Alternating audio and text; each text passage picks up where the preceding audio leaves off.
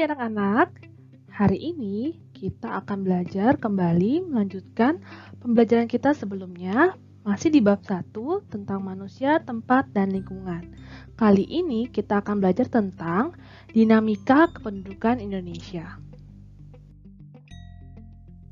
Indonesia adalah negara kepulauan dengan potensi sumber daya manusia yang sangat besar.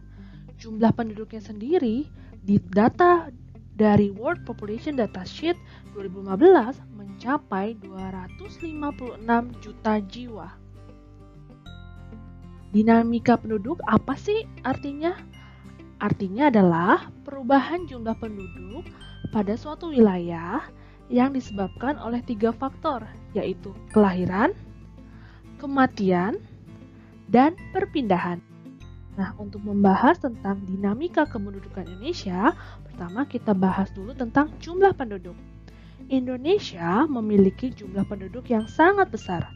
Berdasarkan data kependudukan dunia tahun 2015, jumlah penduduk Indonesia menempati urutan keempat di dunia setelah Cina, India, dan Amerika Serikat.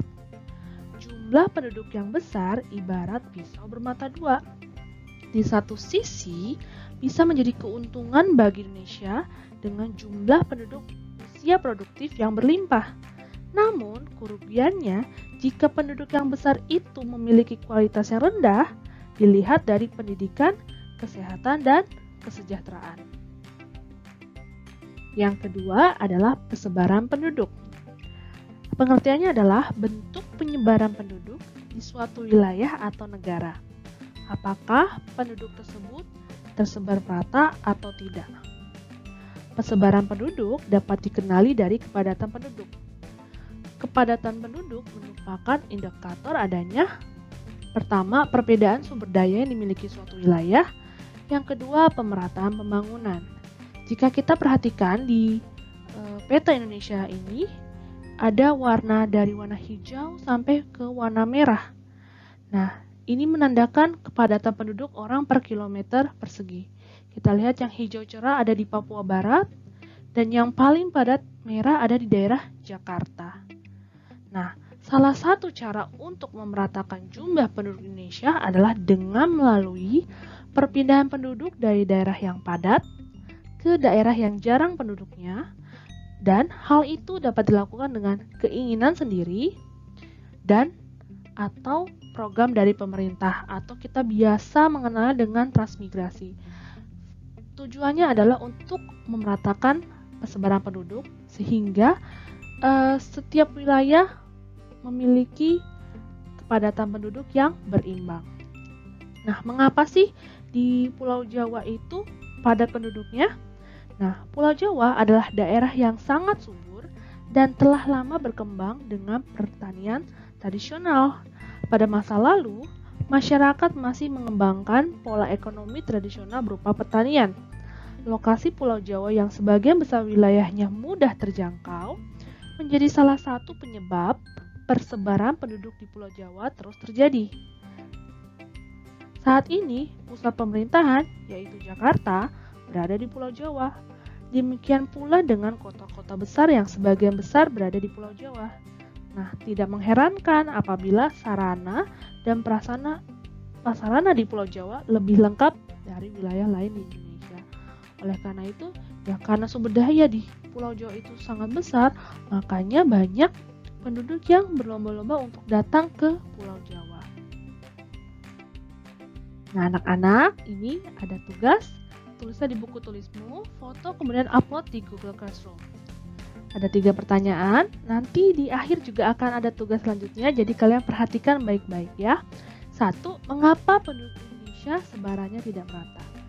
Kamu jelaskan ya dengan sejelas-jelasnya. Yang kedua, apa saja sih dampak yang ditimbulkan akibat sebaran penduduk Indonesia yang tidak merata? Ya, kita tahu ya di Jawa padat, di Papua, Kalimantan jarang penduduk. Apa sih dampak yang ditimbulkan? Yang ketiga, bagaimana caranya agar penduduk Indonesia lebih merata pada masa yang akan datang? Nah, kalian sebagai penerus nih, coba pikirkan ide-ide bagaimana sih supaya penduduk Indonesia di masa yang akan datang akan lebih merata. Yuk kita lanjut lagi. Ketiga, kita bicara tentang komposisi penduduk. Artinya, pengelompokan penduduk berdasarkan usia, jenis kelamin, mata pencaharian, agama, bahasa, pendidikan, tempat tinggal, jenis pekerjaan, dan lain-lain.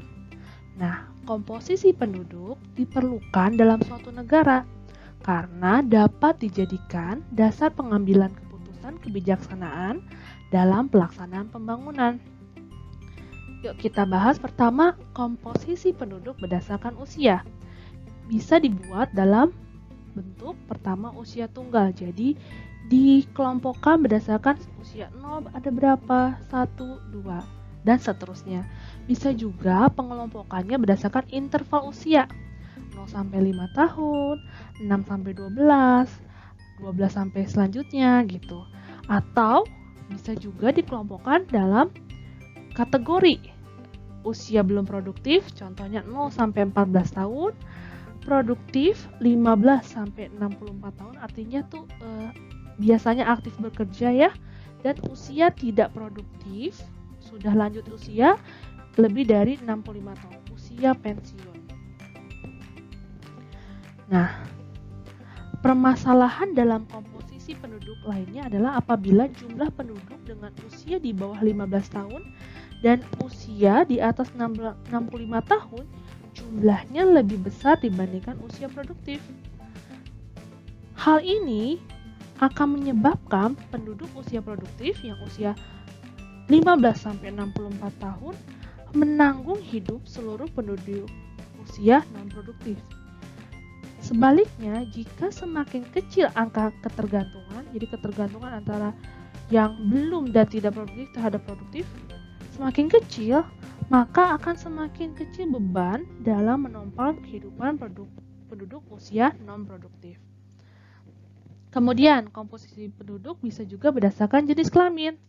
Nah, digunakan dalam menghitung angka perbandingan jenis kelamin yang berguna untuk memperkirakan bentuk pemberdayaan penduduk sebagai sumber daya manusia sesuai dengan karakteristik. Yang keempat, pertumbuhan dan kualitas penduduk.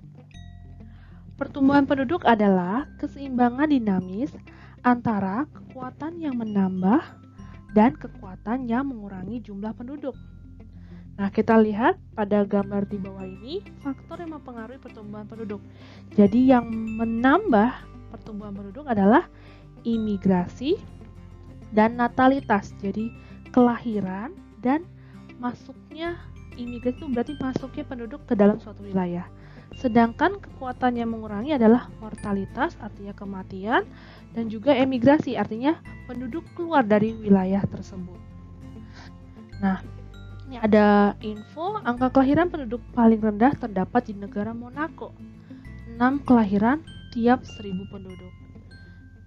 Yang tertinggi ada di negara Niger, 50 per 1000 penduduk. Angka kematian terendah ada di negara Qatar dan Arab. Sedangkan angka kematian tertinggi terdapat di negara Lesotho berdasarkan data 2015. Nah, tingkat pertumbuhan penduduk Indonesia termasuk dalam kategori sedang. Pada tahun 2010 sampai 2014 berada di angka 1,4% per tahun.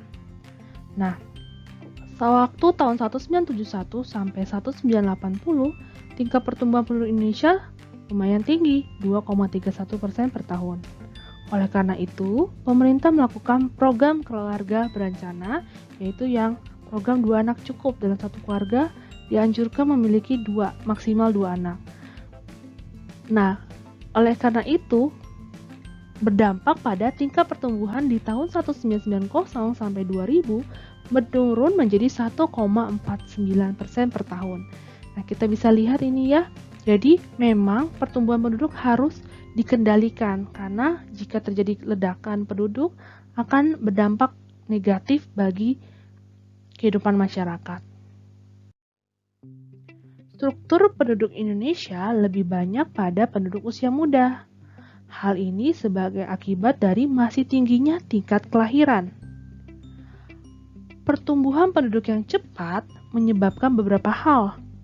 yaitu tingginya angka pengangguran karena pertumbuhan penduduk usia muda yang cepat. Jadi tenaga kerja banyak tapi lowongan pekerjaan terbatas.